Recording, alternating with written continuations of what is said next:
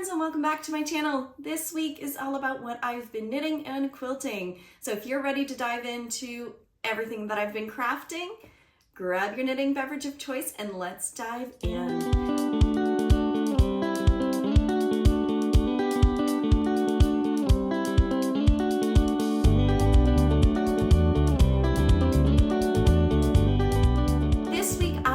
One finished object of knitting and one finished quilt. I'm so excited to show these to you all. The first finished object, my husband is actually wearing them already. I will put a photo right here. It is my Advent striped socks. These were socks from the WoolBaron and they were the Solstice 21-day stripe. These socks were a lot of fun because they were DK weight. I also knit these 2 at a time, and I will link the project page down below. I used a US 6 and my perfect DK weight sock pattern. Both of these were knit with an afterthought heel, so I decided to do a full cut after I finished knitting the socks. I have a YouTube tutorial for the afterthought heel. I will link as well below, so in case you want to try it out, it's really fun. An afterthought heel is a great way to be able to knit up an entire skein of yarn, especially if you have leftovers and you're not really sure where to place that heel. An afterthought heel is great. I also don't use waste yarn, which I know can be a little scary, but it's actually a lot of fun. So if you're curious on how that, on that technique, I will link the YouTube tutorial down below this video for you all. So there's not much else to say about these Advent striped socks. I'm trying to think. I cast on for the adult medium for my husband. It came out to about a 6-inch leg, which is perfect, what he loves. And instead of doing the contrast colors, I decided to just continue with the stripes for the heel. You could easily omit for a contrast color. You could do so many different fun things, but I decided to continue with the stripes because I was scared I wasn't going to have enough of one color because they were only 10 grams. That's why I decided to use the full leftovers for the pair of socks. Now that is the only finished object I have. I originally wanted to finish my Musselburgh hat, but friends, something happened.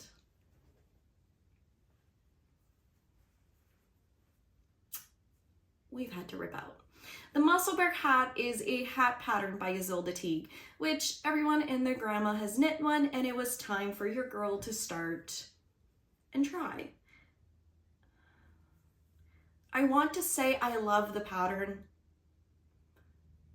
but I'm not sure. I'm not sure how I feel. I decided to cast on. I am a size small. I have a small head. I fit into the girls' hats. I have a small head. When I was casting this on, I noticed that it seemed very small, and I was casting on for the adult small and thought to myself, there is no way this is going to fit me. I decided to go for the adult medium. That's where it started going wrong.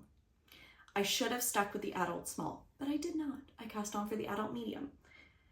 As I was knitting and knitting, I then noticed this hat is way too big.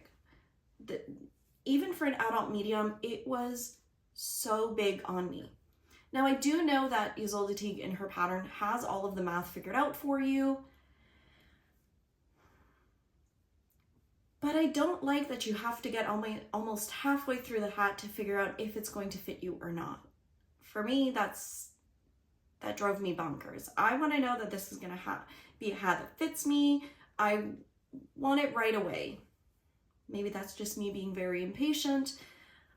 And I think that's why a lot of people do multiple Musselburgh hats, is because it takes time to perfect their technique, like socks.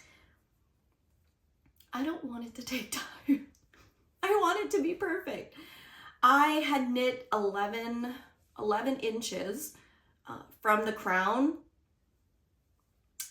And yesterday during our membership Zoom, I ripped out the whole thing all the way back to the increases.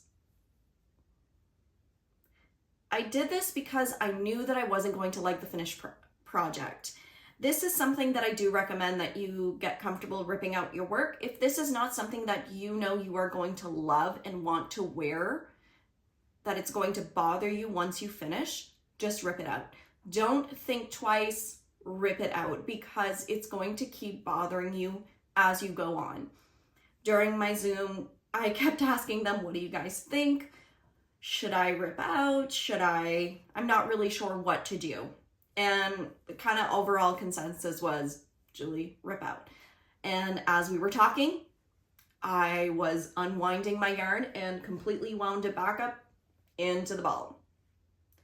I feel good about doing that because it didn't allow me time to sit and stew over it. I just ripped it out. I'm going to put it back on the needles and continue with the adult small. I don't think I'm going to finish this hat this week as I was hoping to for my goal that I set for myself, and that's okay. I was not expecting to rip out all of the work, and I'll just be able to pick it right back up and put it on the needles. I want to know from you guys, have you knit a Musselburgh hat, and what are your thoughts so far? Have you had to make multiple of them, or was it perfect right from the get-go? I'm curious to know your tips and tricks. Let me know below, or if any of you are like me. I love being able to show you more of the real side that we do make mistakes, as well as knitwear designers, we make mistakes. I cast on the wrong size, even though I knew I was an adult small. Something inside of me said, Julie, this looks way too tiny on the needles. Go up the size. I should have listened, but I did not. And now I'm paying for it. Oh my goodness. Okay, I'm putting it over the ball and I'm just like, oh, that'd be such a pretty ornament. Look at that. Wouldn't that be a pretty like ornament? I think it's so pretty. Anyway, I'm getting sidetracked. This is Ruby and Roses on her Plump Rose base, which is an 85-15 Superwash Merino nylon in the Sail Away color with the Mini of Material Girl, which is this really fun pop of pink. There, come on, focus. There we go. I adore the yarn, I adore the color, and this is definitely something I do want to keep knitting. I just need to put it back on the needles and keep going. This is where most of my work was this week, on finishing that project as well as finishing the pair of socks for my husband. So I did not do any progress on the little girl's pullover or any other project that I wanted to. I am hoping today to cast on a brand new pair of socks because I have a super exciting announcement that we are having the Sock-Tastic year-long club. This is brand new. It's not associated with the book. It is a year-long sock club. You purchase the club now at the lowest price, and you will get a brand new sock pattern from me in your library every single month on the 15th for the whole year. The first pattern is out right now and is called Mulberry Gems Sock. This is a sock that I had designed for the Knitter's Planner in 2022. It came out in the Knitter's Planner last year and is now available only through this club. You purchase the club and it comes up to about maybe $4 Canadian a pattern, and you will get a brand new fun sock knitting pattern every single month for the whole year. These patterns will be ranging from fingering weight to DK weight, maybe double-stranded. We'll have some color work, texture, you name it. This is a fun club. I would say that this club is for all levels because there will be some more simple patterns, more complicated patterns. If you are wanting to level up your knitting, your sock knitting, and also wanting to make 2024 the year of socks, go and grab it, and I will link the pattern club down below. Definitely don't miss out on this fun club. The price will be going up on January 15th, so you don't want to miss out. Purchase it right now, and you will get the best price for all of these. All of the patterns will be individually released next year. For the entire year, they will only be part of the club. And let me tell you, friends, you don't want to miss out on these fun patterns. They are beautiful, and I cannot wait to share them all with you. They will be a mystery every single month. You don't know what's coming next. I'm just so beyond excited. I mean, who doesn't love to receive a fun brand new sock pattern in the Ravelry library every month? You don't have to think. You can just grab it and get a fun pattern every month. I just want to say a massive thank you to everyone who purchases the club. I just appreciate all of your love and your support. All right, that is it for what I've been working on. If you notice, Margaret is wearing a sweater. This is my Bubble Cardigan by Stephen West. I cast this on last year and I am currently trying to pick it up and finish it along with my members for the garment make along. I absolutely adore it. I put it on Margaret yesterday because I want to see my projects. I feel when we put our projects in project bags, we don't necessarily, we forget about them. Let's all be honest. You tuck it away and you just don't remember it. I want to be able to see the hard work that I've already put in. I want to see my beautiful progress, and it also makes me want to knit it, right? When you see something and you're just like, ooh, I remember that and I want to finish that. This pattern, I will link also my project page down below. I'm using all Moonglow yarn, and I do not remember all of the colorways. Yeah, no. I'm using, I want to say it's a US 5mm needle, and right now she is just sitting very pretty, very beautiful on Margaret. I love it. And when I have a few things off the needles, this is coming right back on the needles because she needs to get done. All right, off to quilting. For quilting this week, I actually finished Chloe's quilt. This was something that was a work in progress on last time, and I'm so happy to say that it is fully done. This quilt, I did a lot of modifications in terms of what I had done last time. It wasn't aligning, so I ripped out all the blocks, ripped out all of them. I recentered them, and I wanted this to look really good. I will not be quilt topping? Is that even a word? Woo! Copy. I will not be quilting the top again. I know someone who is absolutely wonderful and amazing and who does a fantastic job very close to me, who does have a long arm, a full electronic machine, who can quilt top for me. I will be sending my quilts from now on because I tried to do this one on my own. I don't regret it, but obviously I know it can be better. This is my first time with a free motion? It's my first time with a free motion quilt. And I decided I stitched in the ditch for everywhere, and all of the white, I did either swirls and then I did lines. I just had fun, but it took forever. I broke 2 needles. It's just something that I'm just like, Julie, you could easily send this out. And that is what I'm going to be doing from now on. So let me share with you all the quilts. It is a beautiful, beautiful quilt. I'm really proud of it. Chloe absolutely loves it. I will actually put a photo of both girls with the quilt, and I will also put a video of me with the whole quilt so you can really see the progress and the work that I put into it. For the backing, I just went with this beautiful gray, and it's all a little shriveled because the girls have been sleeping with their quilts every single night on their bed. Again, my girls are so knit worthy and quilt worthy and everything.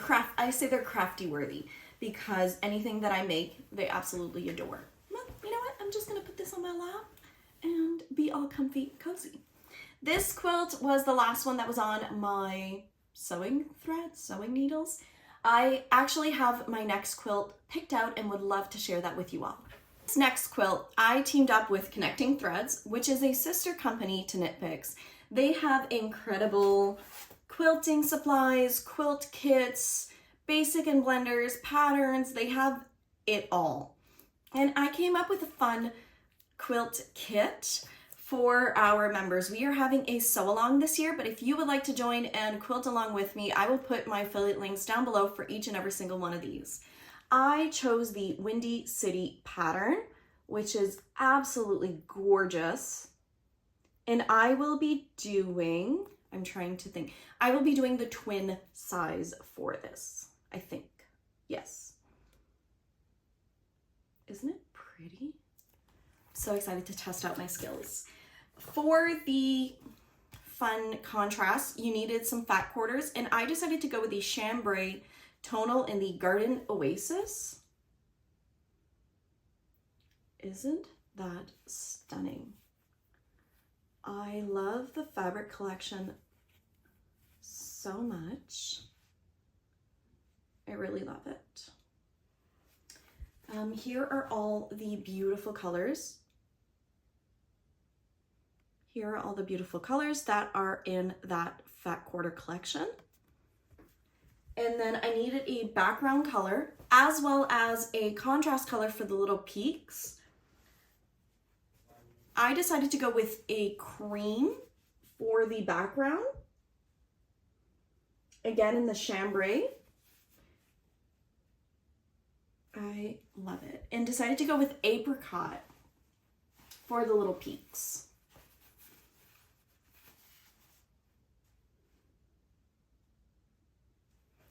I can't wait to start cutting. Love the simplicity of the fabric. I love how it is just going to pop and make the pattern pop. I wanted to use something with a little bit more of a patterning, and I just think this is going to be gorgeous and perfect. Yeah, really, really like it. You can either purchase the digital download from Connecting Threads, or you can also purchase the little printed pattern. If you're gonna go and purchase some fabric to go along with it, I would highly suggest having these little fun pattern templates. I am so excited to get started on my next quilt. That one, I don't know how long it's going to take me because it's a little bit more of piecing, and it's also going to be a larger project. I'm hoping to expand my skills in going again to my quilting class starting this Thursday. I want to be able to make so many things homemade. I want to do sweaters and dresses for the girls, pajamas, night dresses, quilts.